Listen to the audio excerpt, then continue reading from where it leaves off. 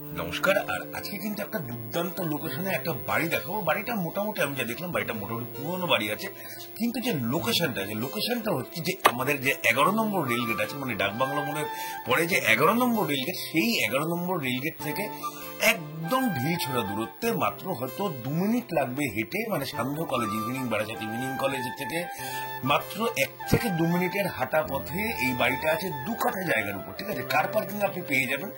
বাড়িটা যেহেতু বন্ধ আছে, মালিক এখানে নেই, তাই জন্য আমরা মানে চাবি জোগাড় করতে পারিনি, কিন্তু চাবি কিন্তু আশা করি 2-4 দিনের মধ্যে আমরা পেয়ে যাব, এবং আমরা আশা করি পুরো ভিতরের ভিডিওটা আমরা আপলোড করতে পারবো। কিন্তু এবারে ব্যাপারটা হচ্ছে একজন কাস্টমার হলো, সেটাও বড় ভালো হয় ওনাদের যেটা বক্তব্য। তো এই জন্যই আমি বাইরে থেকে আজকে প্রপার্টিটা দেখাচ্ছি। 2 কাঠা জমি আছে, টোটাল পরিবেশ আপনি দেখতে পাচ্ছেন, দুর্দান্ত পরিবেশ, দুর্দান্ত লোকেশন, যথেষ্ট সম্ভ্রান্ত পরিবেশ।